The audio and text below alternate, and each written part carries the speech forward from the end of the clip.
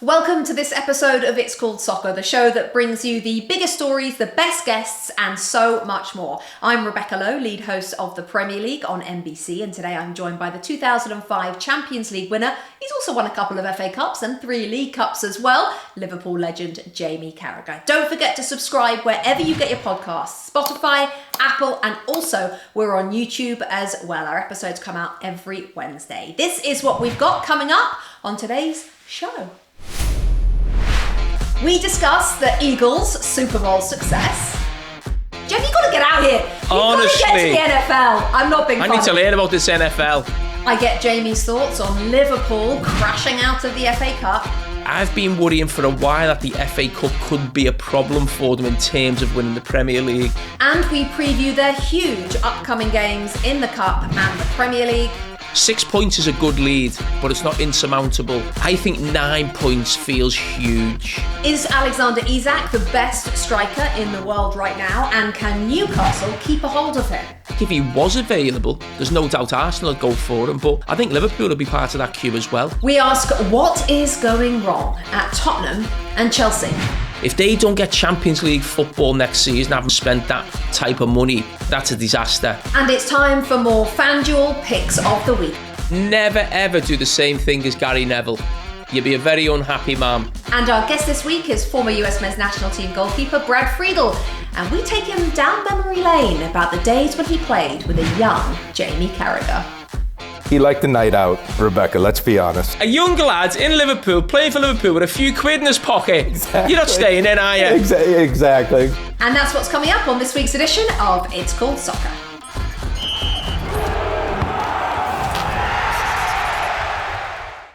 Jamie Carragher, it is just you and me today. Nobody knows where Gary Neville is. So finally. Ousted him. We've got it going, just us two. And as you can see, Jamie, I am what they call a bandwagon fan this morning. I have my Eagles shirt on that I think has Lowe on the back. This is my Philadelphia Union MLS jersey. I am basically, I'm pinging, that's also got Lowe on the back. I'm pinging out everything. What's it got on the front? It's sponsored by Bimbo, which is nice. And I'm not sure that's a word in America, hence why it's actually a sponsorship name. But Google that and find out if you want what that means. But yeah, so last night was the Super Bowl. Yesterday afternoon here in California was the Super Bowl, which we watched. The three of us, by the way, went for the Chiefs, obviously, like most people did, because it actually fell perfectly on FA Cup weekend because it was a massive upset. At one point, it didn't look like the Chiefs were even going to get a score. Nobody saw Taylor Swift anywhere because Travis Kelce was a little bit rubbish. And therefore, there was no cutaways of Taylor Swift, except for the one where she got booed. Discuss. But yeah, so it was a crazy night for the Eagles. I mean, listen, I'm not a massive fan. Obviously, you know I'm a huge fan of Mahomes. So when you're saying Travis Kelce, was he subbed off? What happened to Mahomes if he's the start? No. I mean, I'm just going to caveat this by saying I'm not a huge NFL fan, and if anyone listening to this, they will know that. But from what I could gather, basically what the commentators were saying, Travis Kelce was. Do people listen to the commentators? Yeah, they actually do. Well, I have to. I actually have in NFL, not soccer. No, in NFL, the commentary team is actually the biggest star. So the two on comms yesterday, Kevin Burkhardt and Tom Brady was the co-com. You know, he's on this $375 million 10-year deal to be a co-commentator. Jim, you've got to get out here. You've got to get to the NFL. I'm not being funny. I need to learn about this NFL. Let me teach you. I was listening to them, and Patrick Mahomes was just having the biggest off day of his career.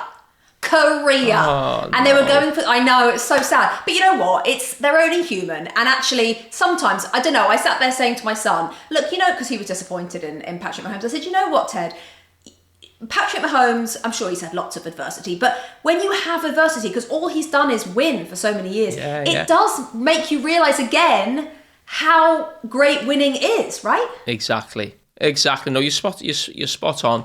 But you said before about it, like on FA Cup weekend. Does the whole of America come to a standstill with the Super Bowl? Is it? Jamie, having lived here now for 12 years, there is nothing. I think one of the things I missed most about England was how everybody talked about the same thing. The narrative, which is usually set by the press in England, who's won Big Brother or what the big story in the politics is. Everyone always has the same narrative in England. Partly we're on the same time zone and partly it's just such a small country, right? Coming here, there is nothing, not even the election really, brings everybody to a halt. Except for the Super Bowl. I went shopping just before the Super Bowl and I heard 3 separate conversations between a complete cross-section of people in the supermarket, overheard, conversations, all about where are you watching it, who do you think's going to win. And I was like, this is so nice to bring a country as big as this country together. Was just lovely. And I mean, they're going to get 120 million people watching. I mean, it was, if not more, because everybody watches it at parties, So it was so special. Not crazy about the halftime show, but... What you're saying then, Rebecca, is that at this moment, there's nobody really talking about this podcast in America. I would say on this day, this podcast is going to slip to number 2. It's just going to slip to number 2, and NFL's going to be number 1. So anyway, I'm very hot in this very large jersey, but this is what we're going with all day. We've got the Philadelphia vibes. Congratulations to the Philadelphia Eagles. Okay, we've got to get on to the other football, Jamie, because that's why people tune in. I'm trying to distract you. You're understanding what I'm trying to do. Right? You're this stalling. Podcast. You're like when I put my kid to bed. You are stalling massively, right? Because your moment of the week, definitely not your moment, the moment of the week was what? The moment of the week was Plymouth Argyle knocking the mighty Liverpool, the best team in the Premier League, the best team in Europe at this moment, out of the famous FA Cup. And that is what makes the FA Cup the most famous cup competition in the world, unfortunately. Exactly. And the why they use the word magic in association with it. You've won it a handful of times as well. Let's get into it a little bit. First of all, we have to give huge amount of credit to Plymouth. Their centre-halves, which I think I'm right in saying have only been in the club about 10 days, were incredible. Goalkeeper, especially right at the end, absolutely amazing. We should say, of course, that Liverpool made, I think, 10 changes. A load of kids were out there. They're coming off that second leg in the Carabao Cup. They're going into the Merseyside Derby on Wednesday. Where do you stand on whether Slot made the right choices personnel-wise? Oh, he made the right choice. I don't think there'll be any Liverpool fans this morning saying he made the wrong choice. It's really? The schedule dictated, what team he had to pick. In fact, I actually thought it was too strong. Did when you? I didn't want Diaz playing. To be honest, I didn't want anyone who was what I would call like a proper first team player. I could understand Gomez and Jota coming back from injury, Simicast and Robertson swap over. Diaz wasn't in the team the game before, but in the main, he's played most of the games. I was just terrified of anyone getting injured, to be honest, and it affecting other competitions. So I actually wanted them to leave Diaz out of the game, but you could tell early on it wasn't going to be a great spectacle or a great game. It was very bitty. Typically how the lower league team would want it. And if I'm being totally honest, I actually think it was a great day all round for everybody. It was great for the FA Cup because it's a big shock. It promotes the FA Cup. Unbelievable day for Plymouth. A day they will never forget. They'll make a few quid the next round. And, for Liverpool, I've been worrying for a while that the FA Cup could be a problem for them in terms of winning the Premier League. And I'm not just saying this now because I had this feeling when Arsenal lost to Manchester United in the last round, that worried me that Arsenal had got out the FA Cup. And I thought Liverpool probably would get to maybe a semi-final or the final.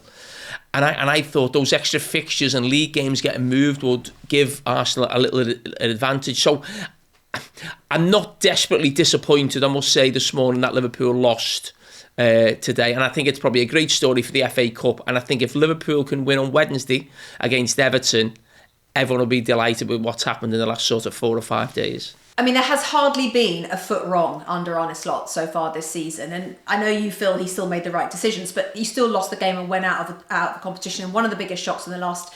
Well, one of the biggest shocks ever in FA Cup history. Do you think it will focus the minds just that little bit more? I'm just thinking, if I'm David Moyes, I'm thinking, I don't know what he wanted to come out of the Liverpool FA Cup game against Plymouth, but in a way, a defeat, I don't know if he wanted that either.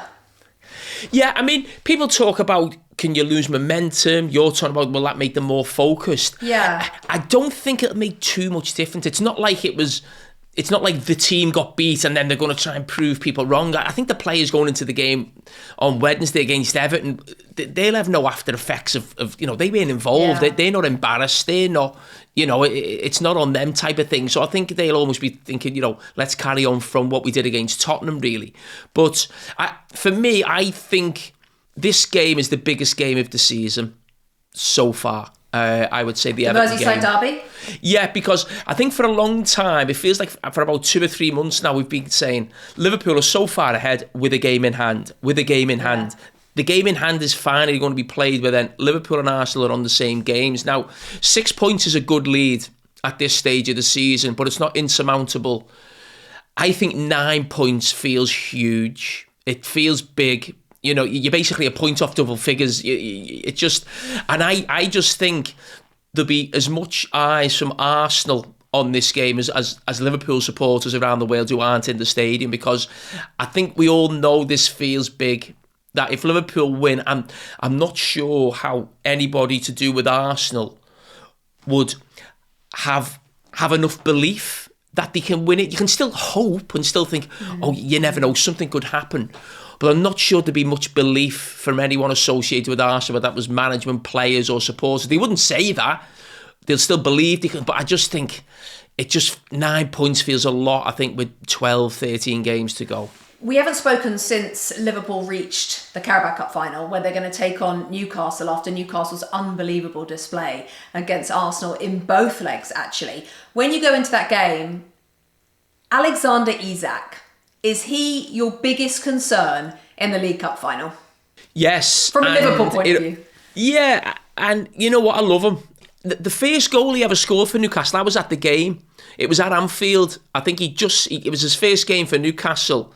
And I think Liverpool won the game in the last minute, last kick of the game. I think it was 2 or 3 games into a season. But he scored a goal, and it was identical to the goal he scored against Arsenal that got disallowed. If you remember the goal he scored earlier in the game. Yeah, it was that. That was the goal he scored, and I thought, oh, he looks like a classy, tidy player. And I've always almost fell in love with him from that night, really. And right now he's looking... Is he better than Haaland right now? No, I would say Haaland is the best goal scorer in the world. But in terms of all-round attacker, I think right now you're probably looking at him. Certainly on the last sort of 2 or 3 months. And when I look at him and I look at Virgil van Dijk, who I think is, arguably the best centre-back in the world right now, it almost feels like it almost feels like a heavyweight clash, a heavyweight boxing, match. What have we just had lately? Tyson Fury and Usyk.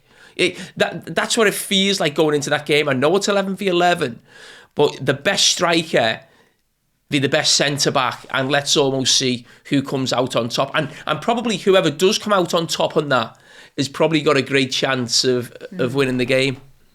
Do you think they can hang on to Isak? And if not, do you think Isak is a sort of La Liga, Real Madrid, Barcelona player, or do you think Isak is a Premier League player and the likes of Arsenal, maybe United, I'm not sure I can see it, or, and one of the bigger clubs will try to get him, or do you think they'll hang on to him?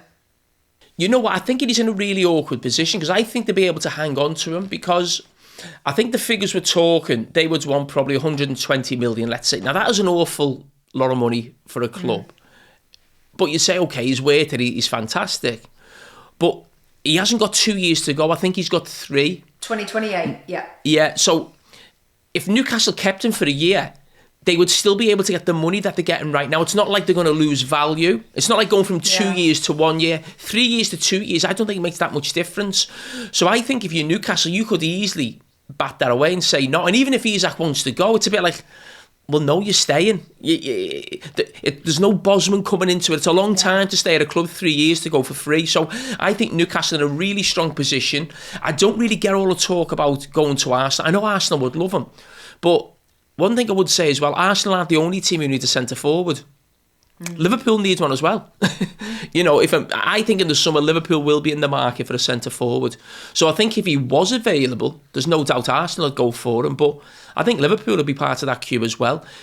The problem you've got with Real Madrid is they've got Mbappe. Barcelona, I'm not sure, have the money. But they probably would be in the market for a centre-forward, because you think of the age of Lewandowski. But if he's to leave Newcastle, he has to go to a team who has a realistic chance of winning the Champions League, because that's how good he is.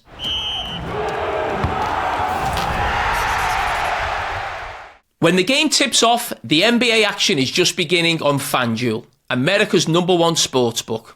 Because FanDuel is your home for NBA live betting. So even if you miss the first few minutes of the game, or want to bet on a fourth quarter comeback, you can make your picks from the first whistle until the final buzzer. Plus, you can even combine your live bets into a same-game parlay for a shot at a bigger payout. And however you want to play, now is the perfect time to join. New FanDuel customers get started with $150 in bonus bets if your first $5 bet wins. Just visit fanduel.com/ICS to join today. That's fanduel.com/ICS for your shot at $150 in bonus bets. Make every moment more with FanDuel, official sports betting partner of the NBA. Must be 21 plus and present in select states, or 18 plus and present in DC. First online real money wager only. $5 first deposit required. Bonus issued as non-withdrawable bonus bets which expire 7 days after receipt. Restrictions apply. See terms at sportsbook.fanduel.com. Gambling problem? Call 1-800-GAMBLER or visit rg-help.com.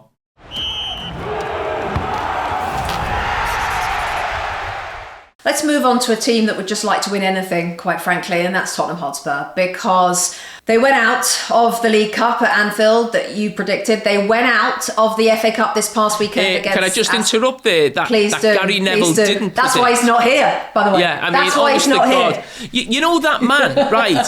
No. He's seen as one of the brightest brains in punditry in football, supposedly. Well, certainly when you look at his wages, you'd think that was the case. But when he predicts anything to do with Liverpool, his whole childhood and night, everything just gets... his head just gets... He has PTSD. He has PTSD. Honestly, the nonsense that man talks around Liverpool about what he thinks they're going to do and when they're going to fall off a cliff and this is going to happen. This fella hasn't got a clue. He should be banned from talking about Liverpool. Who would predict Tottenham would get through against Liverpool in that semi-final? Well, especially as on Sky you said, when do Tottenham ever win a big game? When do Tottenham ever go and surprise win against the odds? It's not just this Spurs team, just directly quoting you here. They never shock you. They never do something out of the ordinary. Whenever they go into a big game, nobody ever believes they're going to win. That is such a big statement, but I mean, it's quite difficult to argue against that because the facts are all there. Now, Ange Postecoglou probably would argue against all of that because as he did in his post-match press conference after the Villa defeat that knocked him out of the FA Cup this weekend, Jamie, he listed all the players that they didn't have. And he said, we haven't had any of these players for 2.5 months. It's these babies that have been out there trying their hardest to get through. And you basically, I don't care about me, I just care about these players and how hard it's been for them. Discuss. I understand where he's coming from in that I think there's two reasons. I think one, he knows he's got to keep the players on side as well because they're the ones who are still going to be playing over these next 3 or 4 weeks, maybe before he gets injured players back, and he's got to keep sort of giving them confidence and belief because it'll be really fragile, that dressing room right now. So I think that was a really clever thing to say. You know, he's an experienced man, experienced manager, and he's almost in some ways got to look after this group of players. Now, on the flip side of that, when he's also said they've done amazing, they haven't done amazing. I understand it's tough playing every 3 days and there's some really young players in there, but it feels like they get beat almost every game, so you can't say it's amazing. I understand there's difficulties, but there's definitely been times this season when they've lost games when they've still had a really strong team out, and even in this run when they've had the injuries, they're losing to Leicester at home. Leicester are a really poor team, not just because of where you see them in the league, but actually when you watch them and look at them performance-wise, I mean, they look really poor. So to lose to them at home, you know, it wasn't great. So I can understand Spurs aren't where we all expected them to be, but they still shouldn't be where they are in the table. And even though Anfield right now is probably as difficult as any place in Europe to go, I still expected more from Tottenham in terms of being aggressive and making it difficult. Not in terms of going to Anfield and scoring goals and creating chances and playing Liverpool off the park. I didn't expect that. But what I would expect from a championship team if they went to Anfield in a cup competition and make it awkward and be aggressive and be against people, I just didn't see that at all. So, no, I mean, I take some of what the manager's saying, but I don't buy all of it.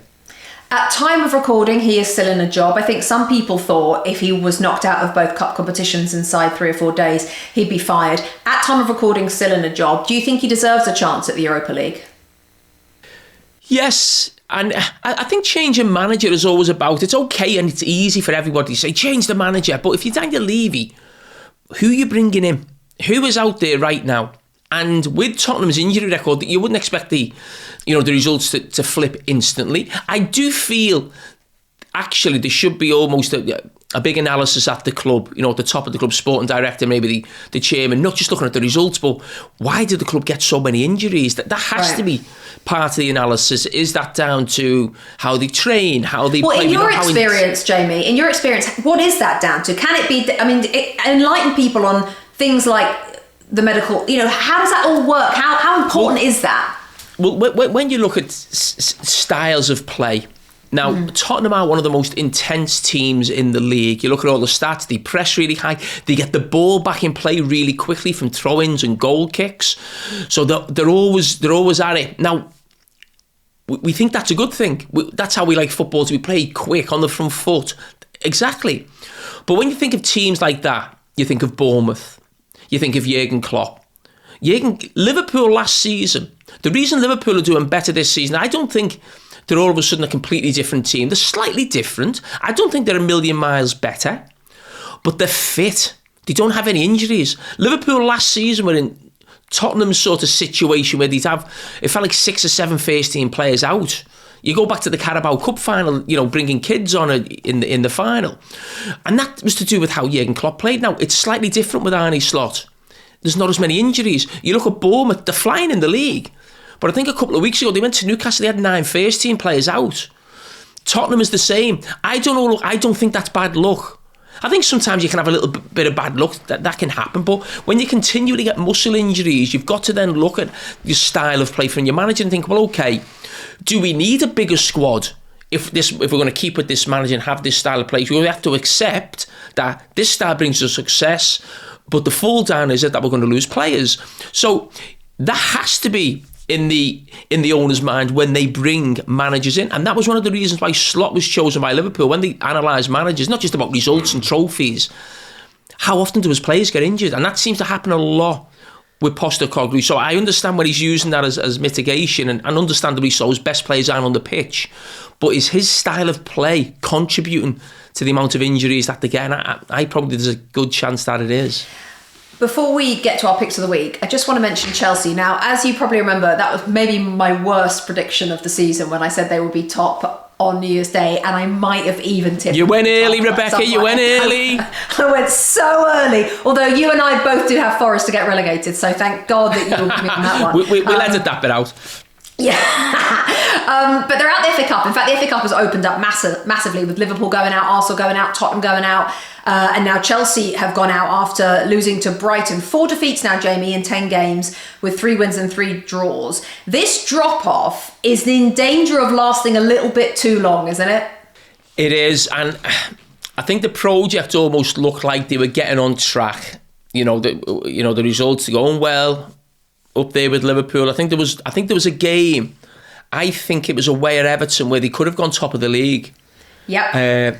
A couple of months ago, and it all looked like it was falling into place, and I actually backed them. I felt they were going to finish above Man City. I still think they might actually, but I actually thought they could make it a 3-horse race. It wouldn't just be Liverpool and Arsenal. Now, I've got to say, I've been really disappointed with them. I never thought they could win the league at any stage because of the goalkeeper and the centre forward. They're not at the level. Centre back's not at the level either. But this drop-off, I think, will be a real worry for the people at the top end of the club, because if they don't get Champions League football next season, having been there for 2 or 3 years and spent that type of money, That's a disaster. It is. We talk about Manchester United have to be in the top 4 or Man City this season, but when you think about what Chelsea have done and how they've gone about every transfer window, the players that they buy, the squad that they've got no Europe. I know they've got Europe, but it's not a proper European competition. Chelsea will win that by playing their second 11. So the players aren't playing twice a week. They went out to the Carabao Cup really early away at Newcastle. No, it's a difficult tie, and now they've gone up the FA Cup really early. So you've got to remember, Chelsea's not Newcastle, in that it's like this team who haven't won nothing for a while, and this project, and we're trying to build it forward, we're hoping we can get in the top 4, we're hoping we can win the Carabao Cup. Chelsea's been a winning machine for about 20 years. This is not some like fairy tale, this club have got some new money and they're hoping that they can do something they've never done before. This club is an absolute winning machine. Even when things weren't going well, he'd still win an FA Cup or a Carabao. I had so much admiration for the winning culture at that club, and they've now gone 2 or 3 years without winning a trophy, and these supporters are not used to it. And I think there's going to be a lot of real questions asked about the hierarchy at the top of the club if they don't get Champions League football, because you can't really accept that with basically what's gone on in the last couple of years.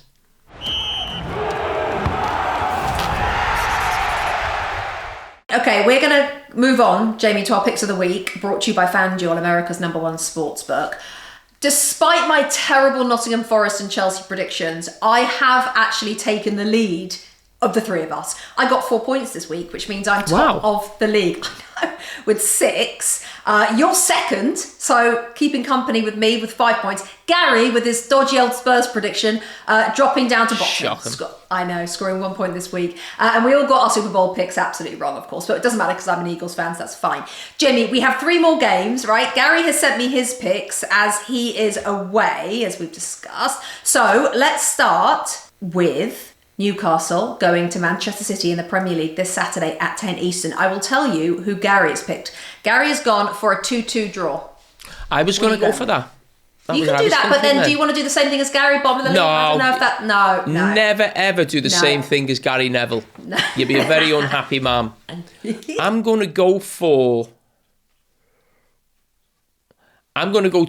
Newcastle. So 1-2, yeah, okay. So Newcastle win at Manchester I just City, think, yeah. I think, okay. So they've played Real Madrid, haven't they? They'll have had the Real Madrid game at home. Newcastle a free week. Yeah, I'm going to go Newcastle 2-1. Yeah, I'm going to go for Newcastle win as well. I'm actually going to go for quite a big win. Big-ish. I'm going to go for a 3-1 win to Newcastle at Manchester City. I know. Ooh. I think they're flying. I think they're a little bit hot and cold. You won't be allowed in the Etihad. I know. They're a little bit hot and cold, aren't they? Like, just when you think Newcastle are flying, they then sort of fall flat a little bit. But I just think 3-1. Okay, Bundesliga, Bayer Leverkusen against Bayern Munich, which is what a game. Saturday, 12:30 Eastern. Bayern are top of the league after they beat Werder Bremen at the weekend when Harry Kane scored a couple of penalties. Leverkusen are 8 points behind them after they drew 0-0 against Wolfsburg. Gary has gone with a Bayern Munich away win 2-1. Your thoughts? I think there's goals in this game. I'm thinking 2-2 or 3-2 Leverkusen. I'll go 3-2 Leverkusen. A late winner. Leverkusen love a late winner. Well, they did last season anyway. Okay, I'm going to go Bayern Munich to win 2-0. Okay, and the final game is Sunday. This is an interesting one. Tottenham against Manchester United, which is at 11:30 Eastern. We'll be covering that. United, of course, third. This is a big one. This is a 6-pointer between 13th and 14th. United 13th on 29 points. Tottenham 2 points behind them in 14th position. Gary, unsurprisingly, has gone for a Manchester United away win, beating Tottenham by 2-1 in North London. You? Wow, he's so what a game. Isn't he? Honestly, I mean, this is like 2 pub teams, isn't it? It is, isn't it? I mean, this. What is this? The Red Lion v the Dog and Duck. Dog and Duck. It's just, what would this be in America? Give me 2 pub names in America. Oh, we don't really do a lot of pubs. It'll be. I was going to say it'll be Carragher's Bar again. Oh yeah. Okay, yeah. This is a Carragher's Bar v. Yeah. What else have we got? What's a famous? We don't do a lot. I mean, we don't. There must be an Irish pub in. Well, there's O'Neill's. I mean, there's going to be an O'Neill's everywhere. So basically, we'll go with Carragher's Bar v O'Neill's. That's what Tottenham v Manchester United is. Yeah, I think Carragher's v O'Neill's will be more entertaining. No, it might not be more entertaining, but I think there'd be more quality. Tottenham v Man United. Oh, you know what? Man United do okay away from home in sort of big state, but Tottenham beat them a few weeks ago. I think this will be 1-1 because I think Man U will go there with their back five, sit there, try and make it awkward, try and nick something. And I'm not sure Tottenham have got enough to score a few goals, even the energy. And I don't think Man United have got the quality. I'm going to go 1-1. Tottenham, Man United. I'm going to go. I actually think they both. I don't think they'll let goals in. I think they might both get a goal. I think I'm going to go 2-2. I'm going to go 2-2. All right, so we neither of us have gone for anyone to win, and Gary, unsurprisingly, has gone for Manchester United.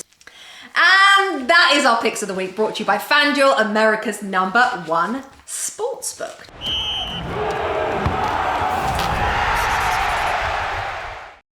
So we are delighted to be joined today by American goalkeeping royalty. 82 caps for the US men's national team. Stellar Premier League career, of course. Over 400 appearances for Liverpool, Blackburn, Villa, Spurs. Lots of records broken along the way as well. It is a massive It's Called Soccer welcome to Brad Friedel, who is coming to us live from Turkey. My first question, as you can see, I've gone all in here, Brad. We've got Philadelphia Union, we've got the Philadelphia Eagles. I am jumping on the Philadelphia bandwagon. Did you watch the Super Bowl? And if so, how, what time of day, etc.?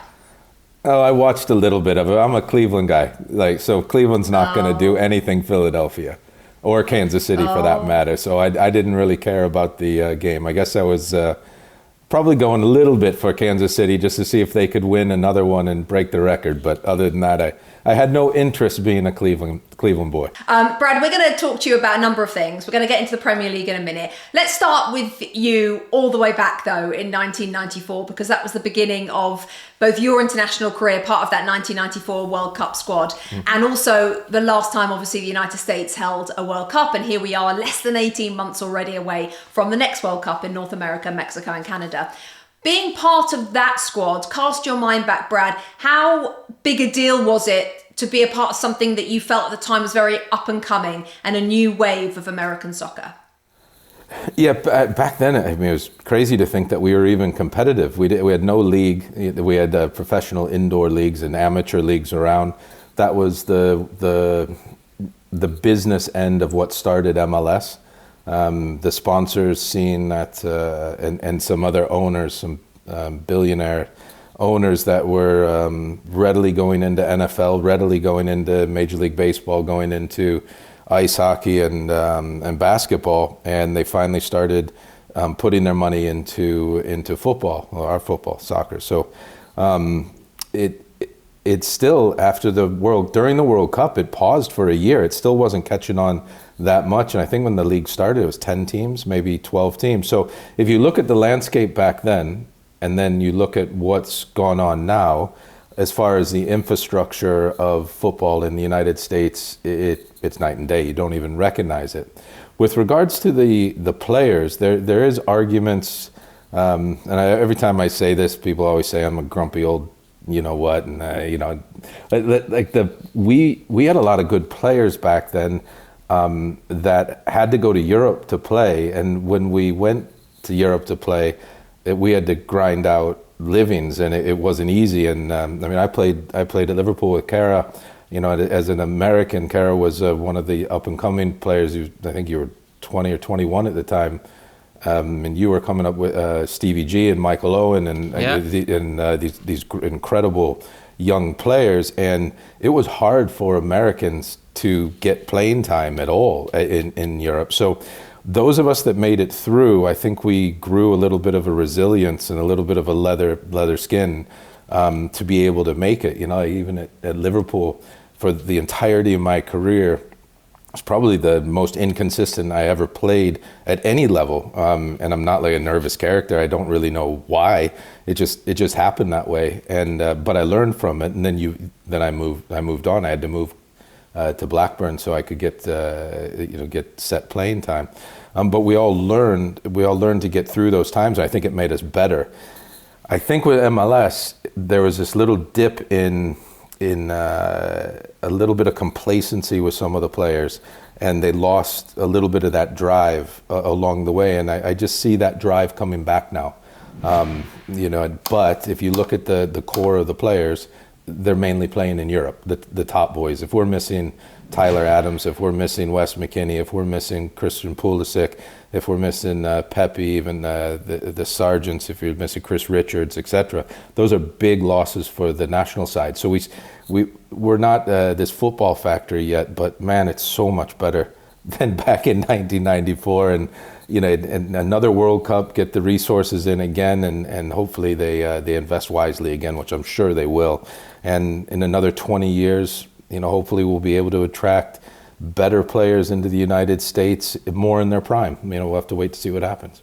Brad, can I ask you, just because you've mentioned Liverpool, I'm just interested, listening to you talk about that was the most inconsistent sort of spell in your career. Was that to do with the size of the club, or was that to do with the fact that it felt like the club had two number ones in, you and David James there? Because I always think that dynamic, and you'll know that better than me, between goalkeepers, it always feels to me that everybody in the club almost feels they need to know who the number one goalkeeper was. And that was probably the only time when I was at Liverpool when it was almost like a debate. You weren't quite sure who stood where. I don't know, really. I've been asked this. I've thought about it myself, Cara. Jamo was not welcoming to me when I came, and we're friendly now, thank goodness, because he's a strong SOB. But no, he made it a little bit difficult, but nothing. Nothing that was that untowards me. But like when I had my debut at Villa Park, Jamo wouldn't come out to warm up. And things like that, but whatever. It's no big deal.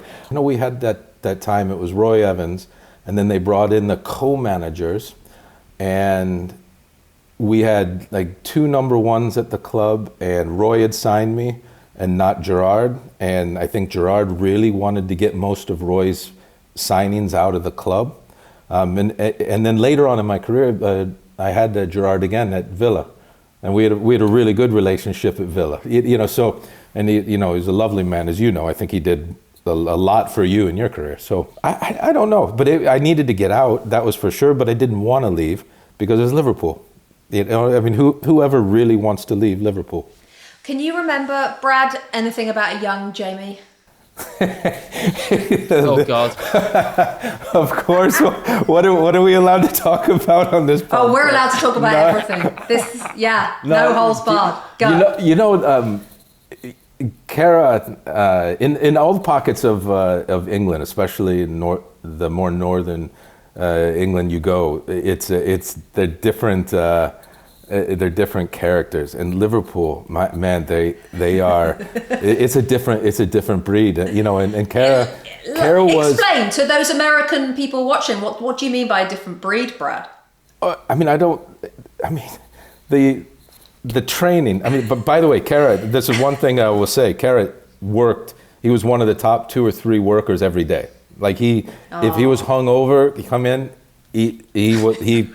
But I remember him. Sweat it out. You sweat it out. You used to put on the wind bags, the wind bag, and then put your jumper over it and go. You'd be sweating it, and what I remember of Cara, like even on this when I knew he had a long night, he would come in the morning, he'd dress, but after the first run or the first sprint.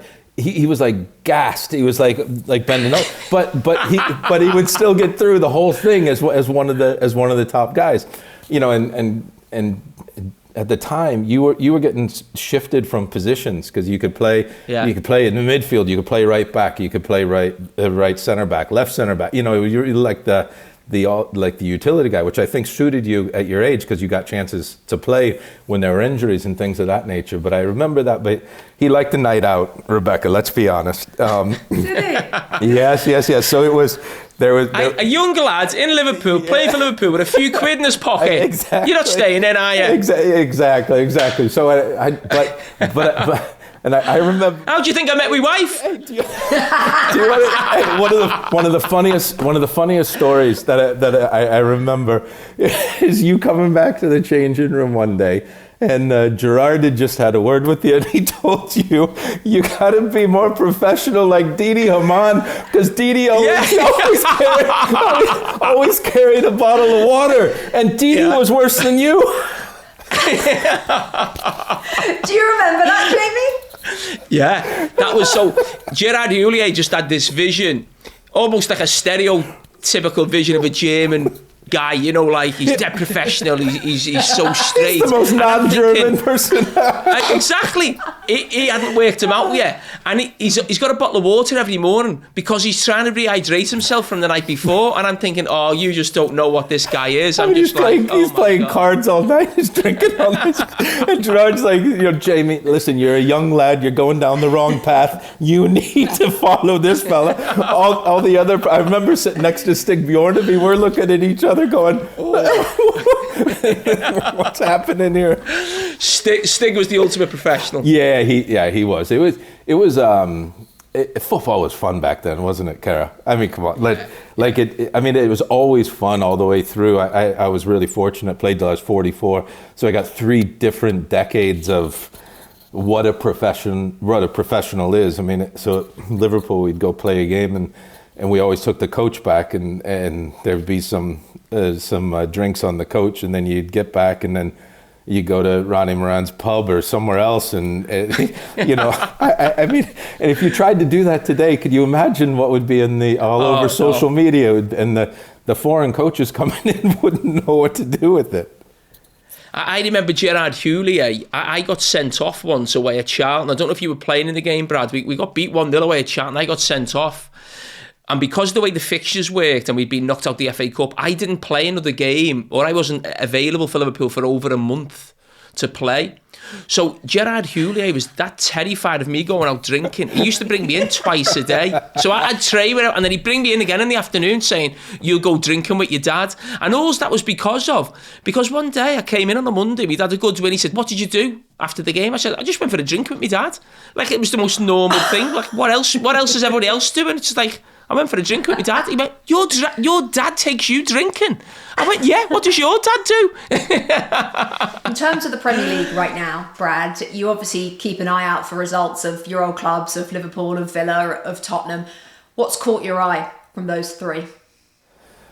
Liverpool have been incredibly impressed with Klopp leaving, Slot coming in, and because when Klopp took over, the club needed a lot of work. I mean, he did an incredible job. And then for this Liverpool team, the transition's been really impressive to watch. And then you also have the Van Dijk situation, you have the Trent situation, you have the Mo Salah situation, and I think I've seen a couple of things with you saying some stuff I watch every now and again, but with that going on as well, that's not easy to manage, but it looks like he's dealing with it quite easily. I'm sure there's situations he has to go through. The Villa so that's been incredibly impressive. Villa I left the club, and then a couple of years later they relegated, which was incredible for a club the size of Villa to relegate. That should never have happened. Then they come back up, and it's hard enough getting up and then solidifying yourself again in the Premier League. But then to find themselves in the Champions League, I think this is probably a little quicker than they had envisioned. And I think now you look, they spend again in January, because they know they have, if they're going to compete in Champions League or any European football, they have to have a different type of squad than if you're just battling domestically. Tottenham, for me, is probably the most frustrating one. I'm not going to say disappointing one, because I know Daniel really well. I did my coaching through there. I did my pro license. I spent a lot of time at the club. Daniel's we all know he's very business oriented, and while he's there, the club's never going to be in financial issues or problems. He has a very distinct way of negotiating his transfers, which frustrates staffs, frustrates the fans. But this injury crisis, it's really difficult to blame Andrew, maybe blame the performance or medical. I don't really know, but I'm not so sure how someone can be successful right now with all the injuries, and also I don't know how hard we can judge Ange because of all the injuries. But with the infrastructure laid down at Tottenham, they should be better than they are. The club has everything, and they have money. So that's the most frustrating one for me. Villa, I'm really impressed with what they've done. Liverpool, I'm actually always impressed with Liverpool. I supported them as a boy growing up too. I just think Liverpool's an incredible machine of a club. But Brad, can I ask you about the quality of goalkeeping in the Premier League? I've been disappointed with it, but you know it a lot more better than me. And I actually said a few weeks ago on the TV that I felt the standard was probably the lowest it's been for a while. And the reason I say that is because I can't think of too many clubs in the Premier League who are actually over the moon with the goalkeeper that they've got. Really, I don't think there's too many clubs, even some near the bottom as well. Where are we at with goalkeeping standards in the Premier League? And do you think they've dropped? And do you think that's to do with what we ask of goalkeepers now? When I went into coaching, this was a big thing because I'm fortunate and unfortunate to be back, in the mold of a goalkeeper's job is keep the ball out of the net, and this emphasis came, whether it came from Barcelona, came from Bayern Munich, came from whatever, it's playing out of the back, playing out of the back, playing out of the back.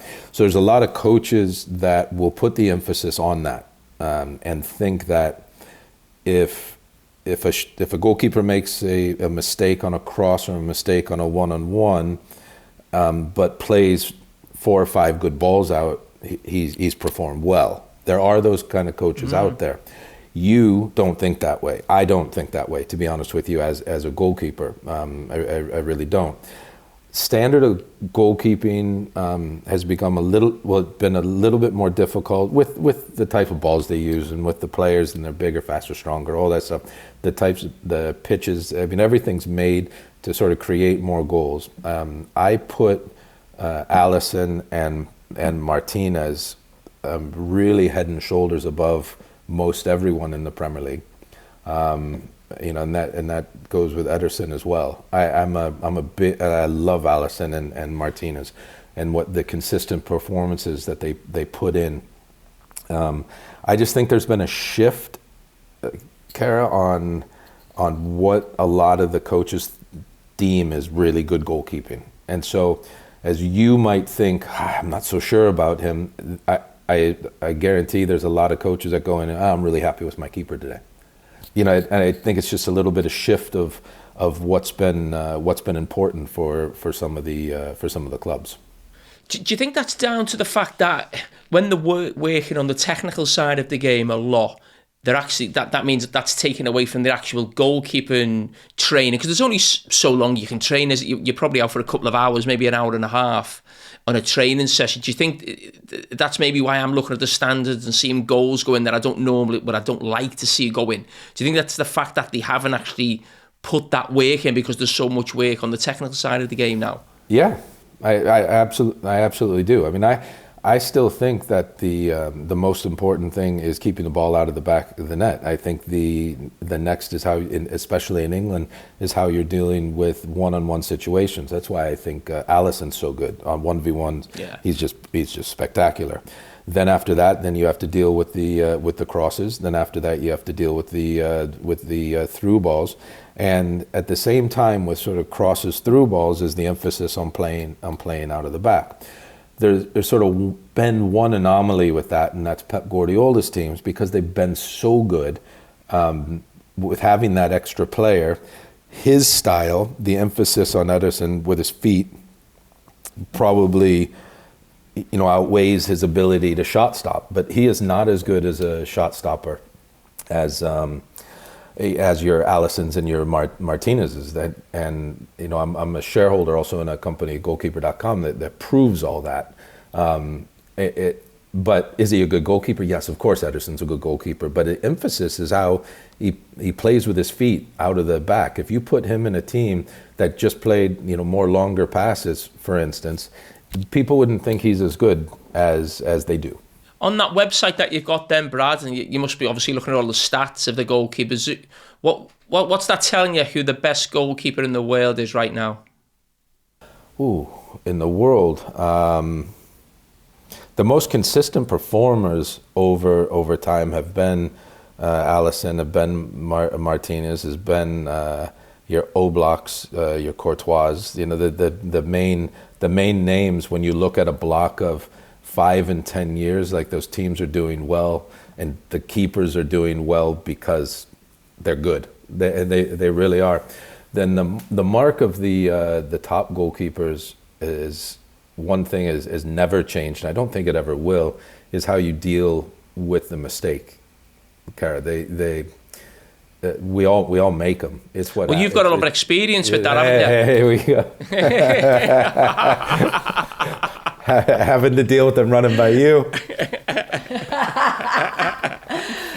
Brad, what about the choices at goalkeeper that Mauricio Pochettino has ahead of the World Cup? What are your thoughts on those?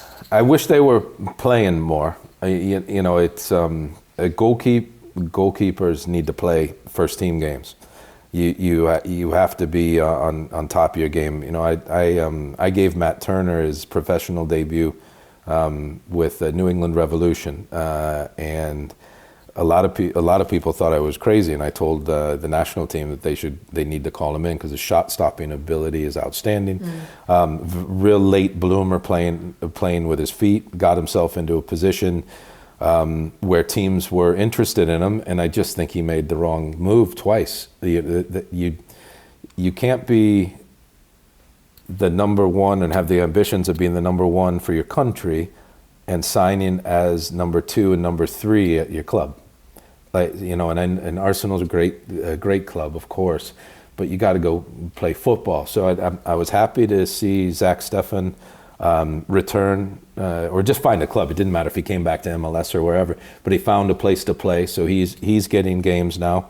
We need Ethan Horvath to play games. Patrick Schulte's playing games. He's a good young goalkeeper. Chris Brady's playing games. He's a good young goalkeeper at Chicago. But I really wish that more of the goalkeepers were playing on a regular basis. Just before we let you go, then, Brad, we can't let you go without asking, in case we don't talk to you between now and 2026 summer, give us a little prediction, US men's national team, please. Well, good thing they've qualified, because that's always one. Okay, so being on home soil, I think we'll get through the group. Okay. I would love to see them be able to match what we did in 2002 and get to the quarterfinals. A lot of it comes down to the draw. I don't think we're not going to be one of the favorites, but we'll be hard to beat. A lot of it's going to come down to who stays fit, because we have a big drop from our first 15. We have quite a drop. So when we go play against England, when we go play against Germany, go play against Spain, go play against Italy, those type of Brazils, Argentinas, when we play those type of teams, we need everyone. That all of our top guys. So we'll have to see how that transpires. But I would like to see a run to at least the quarters, and they've got one of the best coaches in the world. So that doesn't always happen with the U.S. So. We'll see where Mauricio can take us. Yeah, he himself says quarterfinals is a target, so fingers crossed. Brad, footballing royalty in the United States, thank you so much for joining us on It's Called Soccer. Thank you. Thanks, Brad. Nice seeing you, Cara. So lovely to be joined by Brad Friedel. We'll hear more about Jamie Carragher's drinking habits when he was 20 or 25 or even last week, who knows, in the next episode. Talking about the next episode, with the much anticipated new Major League Soccer season on the horizon, I sat down with Phil Neville, the head coach of the Portland Timbers, at his pre-season training camp a couple of days ago. We're going to bring you that next week as we look ahead to this new season for Major League Soccer. So don't forget to subscribe wherever you get your podcasts, Apple, Spotify. We're also on YouTube, and we come out every single Wednesday. Until then, take care. Go Eagles.